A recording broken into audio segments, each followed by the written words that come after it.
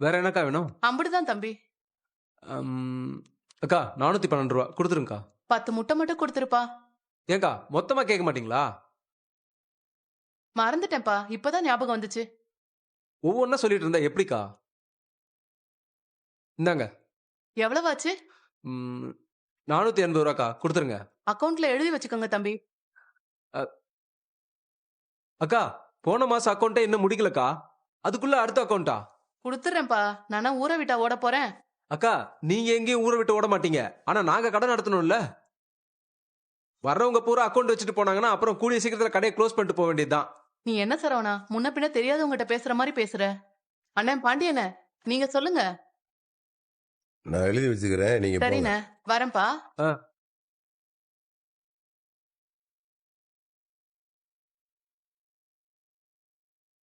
இல்லை சரவணா, அ, அப்பா இங்க வாடா.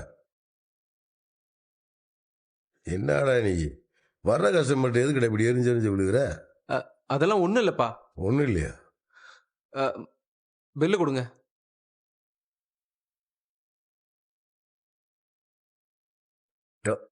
டேய், என்னடா ஆச்சு உனக்கு?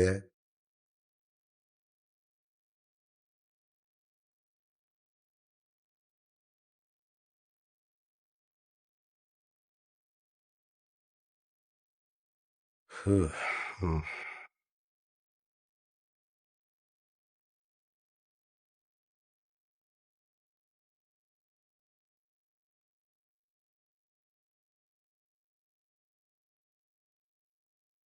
ஏலே அ, போடா, போய் டீ குடிச்சிட்டு வா. இல்ல வேண்டாம்ப்பா. ஏலே என்னடா ஆச்சு உனக்கு? எனக்கு எதுவும் ஆகலையே. ஏன்பா? ஏடா செய்யும் தொழிலே தெய்வம்னு சும்மாவா சொல்றாங்க? எந்த வேலை செஞ்சாலும் சிரிச்சுக்கிட்டே செய்யணும்டா. இப்படி வர்ற கஸ்டமர்கிட்ட மூஞ்சி தூக்கி வச்சுக்கிட்டு பேசுறது, பொருள் எடுத்து வைக்கிறப்ப கடுப்பா மூஞ்சி வச்சுக்கிட்டு எடுத்து வைக்கிறது, ஏடா அதெல்லாம்? மனசு சந்தோஷமா இருந்தாதான்ப்பா செய்யற வேலையும் சந்தோஷமா செய்ய முடியும். ஓ, உன் மனசுக்கு என்ன வாங்க வர? என்னப்பா இப்படி கேக்குறீங்க? இந்நேரம் அந்த நிச்சயம் நடந்து முடிஞ்சிருக்கும். அதுக்கு நம்ம என்னடா பண்ண முடியும்? அப்பா அந்த நிச்சயம் நடக்கவே கூடாது. குமார் முத்துச்சுடரை கல்யாணம் பண்ணவே கூடாதுப்பா. நம்ம ஏதாவது பண்ணிருக்கணும். நம்ம என்ன பண்ணிருக்கோம்னு நினைக்கிற? அது தெரியலப்பா. ஆனா ஏதாவது பண்ணி தடுத்து நிறுத்திருக்கணும் நாம. வேலை பொண்ணு வீட்டில் நம்ம எப்பறம் போய் பேச முடியும்? இவங்க வீட்டில் சுத்தம். அவன் ஏற்கனவே முறதவரி போய் கல்யாணம் பண்ணிக்கிருக்காங்க. கருமம். இந்த விஷயத்துல என்ன அவனை சொல்ற நம்மள? அதான் எனக்கு தெரியலன்னு சொல்றேனேப்பா. ஆனா இந்த கல்யாணத்தினால குமாருக்கு, அந்த வீட்டுக்கு, நமக்கு எக்கச்சக்க பிரச்சனை வரப்போகுது. நீங்க வேணா பாருங்க. ஏழை நம்ம வீட்டுக்கு நம்ம பிரச்சனை வராம பாத்துக்கலாம்டா, விடு. அப்பா மயிலோட குடும்பம் ஒரு கேடு கட்ட குடும்பம். பொய்யிலே பிறந்து பொய்யிலே வளர்ந்து பொய்யிலே வாழ்ந்துகிட்டு இருக்கவங்க. போயும் போயும் குமார் அங்க போய் பொண்ணு எடுத்திருக்கான் பாருங்க. அதுக்கு அவன் கல்யாணமே பண்ணாம வாழலாம். இந்த குமரவேலன்ற மட்டும் ரொம்ப ஒழுங்கானவன் நினைச்சுக்கிறீங்க? அவங்க அப்ப அவனோட மோசம். இல்லை அவங்க 2 பேரும் கிரிமினல்ரா. நல்லா யோசிச்சுட்டு அந்த மாதிரி வேலையெல்லாம் செய்வாங்க. இல்லப்பா எனக்கு இந்த கல்யாணத்துல விருப்பமே இல்ல. ஏழை அவன் கல்யாண விஷயத்துல நீ எதுக்கு அப்படி டென்ஷன் ஆகுற? ஏண்டா நம்ம வாழ்ற வாழ்க்கையை பத்தி நம்ம முடிவெடுக்க முடியாம தெரியும். இதுல அடுத்த வாழ்க்கையை பத்தி யோசிச்சு என்ன முடிவெடுக்க முடியும் நம்மளால? ஏழை ஒரு சில விஷயங்கள்லாம் யோசிக்காம நடக்கிறது நடக்கட்டும் விட்டுணும்டா, அதே நல்லது. என்னெல்லாம் அப்படி விட முடியாதுப்பா. ஏழை தேவையில்லாம மண்டையை போட்டு குழப்பிக்கிறதுல யாருக்கும் 10 காசு பிரயோஜனம் கிடையாதுடா. இங்க வார சரவணா, நம்ம கையில் இல்லாத விஷயத்தை பத்தி யோசிக்கிறதுல ஒரு பிரயோஜனம் கிடையாது. புரு அந்த பிரச்சனைய போடா, போய் டீயை குடிச்சிட்டு வா. எனக்கு வேண்டாம்ப்பா.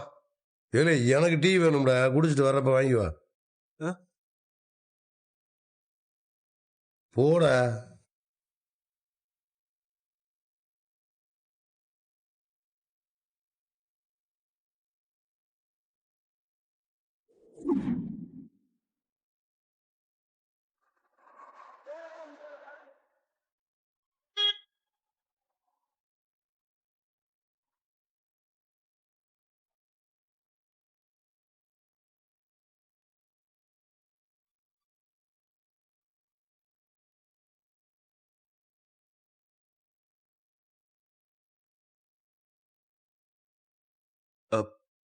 அண்ணா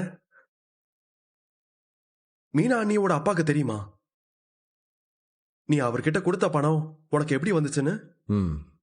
தெரியும்டா. ம், வீடு நிலம்னு ஏதாவது வந்தா வாங்கலான்னு கொடுத்து வச்சிருந்தேன். இப்ப அப்பா சொன்னதுனால திரும்பி வாங்குற மாதிரி ஆயிடுச்சு. வீடு நிலம்லாம் நீ உழைச்சு சம்பாதிக்கிற காசுலயே வாங்கிடலானே. அதுக்கெல்லாம் வாய்ப்பே இல்லடா. கொஞ்சம் லேட்டா நடக்கும்னு, ஆனா கண்டிப்பா நடக்கும். நீ கண்டிப்பா வீடு வாங்குவன, எனக்கு தெரியும். பார்க்கலாம். சரி, நீ சொன்ன இல்ல பொண்ணு அவங்க அவங்க அப்பா எப்போ வராங்க? வந்துருவாங்கண்ணே, சீக்கிரம் வந்துருவாங்க. நல்லா விசாரிச்சாடா கதிரு? நெசமாலுமே படிப்புக்காக தான் அவளுக்கு உதவி தேவைப்படுதா? நல்லா விசாரிச்சிட்டேனே. என் ஃப்ரெண்டோட சொந்தக்கார பொண்ணுதான். +2ல நல்ல மார்க் எடுத்திருக்கா. நல்ல காலேஜ்ல சீட்டும் கிடைச்சிருக்கு. ஆனா பாவம் ஃபீஸ் கட்டதான் காசு இல்லாம போயிடுச்சு. ஏதாச்சும் உதவி பண்ண முடியுமான்னு 2 நாள் முன்னாடி குரூப்ல போட்டிருந்தான். நீ யாருக்காவது உதவி பண்ணணும்னு சொன்னதும் எனக்கு டக்குன்னு ஞாபகம் வந்துச்சு. அதான் அவங்கள வர சொல்லிட்டேன். அண்ணே வந்துட்டாங்கண்ணே. ஐயா இங்க. வணக்கம் தம்பி. வணக்கம் அண்ணே. வணக்கம். இவதான் என் பொண்ணு கவிதா. இவளுக்கு தான் காலேஜ் ஃபீஸ் கட்ட காசு கேட்டிருந்தேன் உங்ககிட்ட. கவிதா, உன் மார்க் ஷீட் அண்ணன் கிட்ட காட்டுமா? இந்தாங்கண்ணே.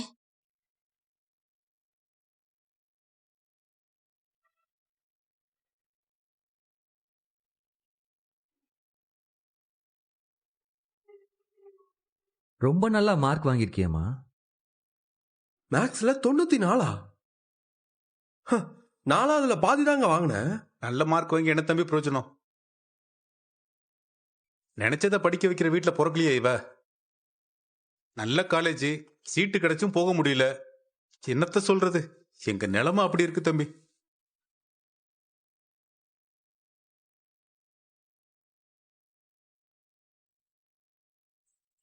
ஃபீஸ் கட்ட தேவையான பணம் முழுசா இதுல இருக்கு.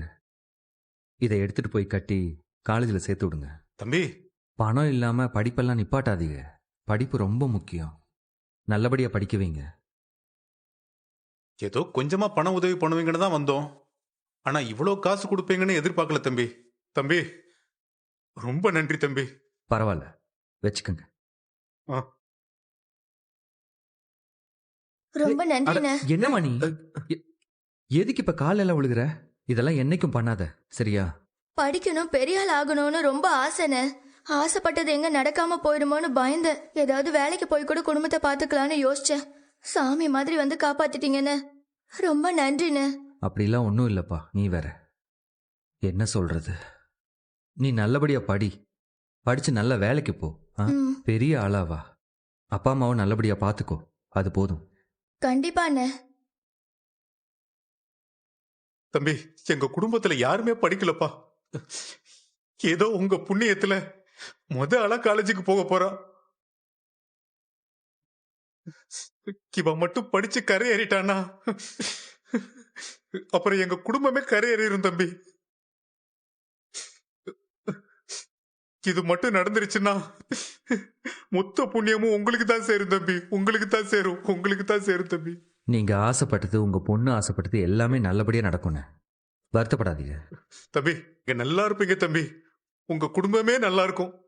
நான் மனசார சொல்றேன், நீங்க ரொம்ப ரொம்ப நல்லா இருப்பீங்க தம்பி.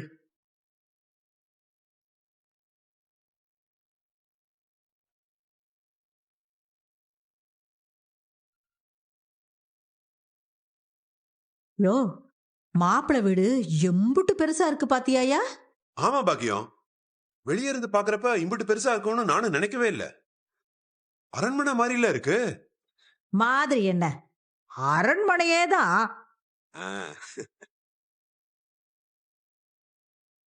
மாப்பிள்ளை வீட்டுக்காரங்கள்லாம் நல்ல மனுஷங்களா இருக்காங்க.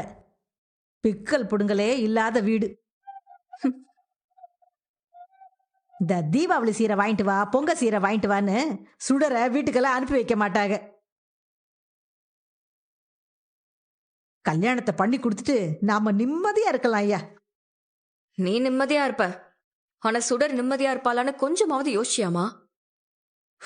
ஆரம்பிச்சாப்பா தேவையில்லாத பேச்செல்லாம் பேசுறதுக்கு. வேணும் வேணாங்கிற அளவுக்கு அங்க பணம் காசு கொட்டி கிடக்கு. அங்க நிம்மதிக்கு என்ன குறவு வந்துட போகுது? பணங்காசு மட்டும் நிம்மதியை கொடுத்துருமா? அது இல்லாம தானே நான் இங்க நிம்மதி இல்லாம கிடந்து தவிக்கிறேன்.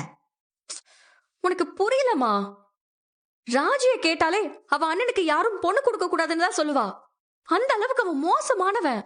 அவன் பண்ண தப்புக்கலாம் மாமா புகார் கொடுத்திருந்தாருன்னு வையேன், அவன் ஆயுசுக்கும் ஜெயில தான் கடந்திருப்பான். அம்புட்டு தப்பு பண்ணிருக்கான். ஏய், அதான் எந்த புகாரும் குடுக்கல இல்ல, அப்புறம் என்ன? சரி, இனிமே அவன் எந்த தப்பும் பண்ணாம இருப்பான்னு நினைக்கிறியா நீ? மா, கல்யாணம் பண்ண ஆம்பளைங்களாம் பொதுவா திருந்திடுவாங்கம்மா. இதையே திரும்ப திரும்ப சொல்லாதியப்பா. அவன் திருந்துவான், நல்லவனா வாழ்வான்னு நீங்க நம்புறதுக்காகலாம் சுடரோட வாழ்க்கையெல்லாம் கெடுக்க முடியாது. இங்க பாரு, உன் தங்கச்சி வாழ்க்கை ஒண்ணும் கெட்டு போகாது. அவ நல்லாதான் இருப்பா. ஏண்டி, உன்னால இந்த வீட்டுக்கு நடக்கிறது ஒரே ஒரு நல்ல காரியம். அதையும் பேசி பேசி கெடுத்துறாத. மா, நான் சொல்றது கொஞ்சமாவது புரிஞ்சுக்குமா? இந்த கல்யாணம் நடக்காது, நடக்கவும் கூடாது. நிச்சயதார்த்தமே முடிஞ்சிருச்சுமா. இப்ப போய் கல்யாணம் வேண்டானா எப்படி? பா, ஆரம்பத்துல இருந்தே நான் இந்த கல்யாணம் வேண்டான்னு சொல்லிக்கிட்டு இருக்கேன். நினைச்சா இப்ப கூட நம்ம இந்த கல்யாணத்தை நிறுத்திடலாம். அந்த பேச்சுக்கே இடம் இல்ல. இந்த கல்யாணம் நடந்தே தீரும். அடியே, உனக்காக தானே நான் இவ்ளோ நேரம் பேசிக்கிட்டு இருக்கேன். நீ என்ன வாயை மூடிக்கிட்டு பொம்மையாட்டம் உட்காந்துக்கிட்டு இருக்க? என்னன்னு வாயை திறந்து பேசு. இத பாருங்க, இங்க பாரு சுடரு, நீ சின்ன குழந்தையெல்லாம் கிடையாது. உனக்கும் விஷயங்கள்லாம் தெரியும், நல்லது கெட்டதெல்லாம் தெரியும். நான் கல்யாணமாகி அங்க போனதுல இருந்து அந்த குமரவேல் என்னென்ன பண்ணிருக்கான்னு உனக்கு தெரியாமலாம் கிடையாது. அவனை கல்யாணம் பண்ணா நீ நிம்மதியா சந்தோஷமா இருப்பேன்னு நினைக்கிறியா? சொல்லுடி. நான் நம்ம வீட்டுல சந்தோஷமா நிம்மதியா இருக்கேன்னு நீ நினைக்கிறியாக்கா?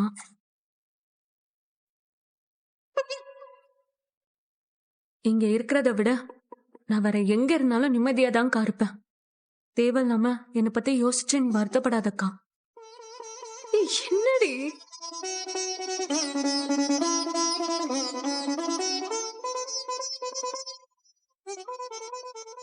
அவளுக்கு இந்த கல்யாணத்துல விருப்பம் தான். அத அவ வாயாலேயே சொல்றால, அப்புறம் என்ன தொணந்துகிட்டே இருக்கிற? நம்ம வீட்டுல நிம்மதியே இல்லைன்னு சொல்லிட்டு போறாமா அவ? ஆமா, இந்த வீட்டுல நிம்மதிங்கிறது ஒண்ணு இல்லதான். அதுக்கு என்ன செய்ய முடியும்? மா, என்னமா வாரு மயிலு, சும்மா தயவு செஞ்சு எனக்கு எரிச்சல் மூட்டாத. உனக்கு புண்ணியமா போட்டோம். நீதான் கிடைச்ச வாழ்க்கையை தக்க வச்சுக்கல, அவளாவது தக்க வச்சுக்கிட்டு நிம்மதியா இருக்கட்டுமே.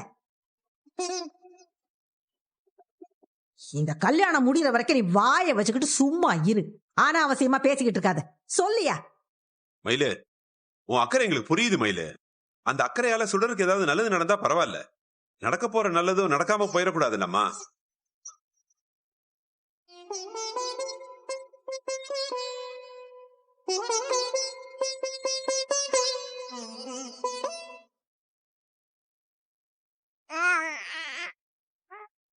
அவங்க வந்துட்டாங்கம்மா, எழுந்திரி. வாங்க.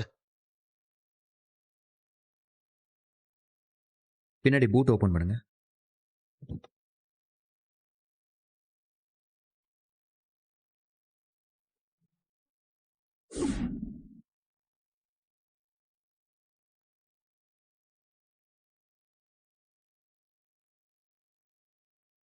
வணக்கங்க. நீங்க கேட்ட மாதிரியே பாப்பாக்கு தொட்டில், உங்களுக்கு பாய், மளிகை ஜாமா எல்லாமே வாங்கிட்டு வந்திருக்கோம். நீங்க யார் என்னன்னே தெரியாது எங்களுக்கு. ஆனா கேட்டதுமே எங்களுக்காக இவ்ளோ பெரிய உதவி பண்ணிருக்கீங்க. பரவாயில்ல, இருக்கட்டுங்க. பிடிங்க.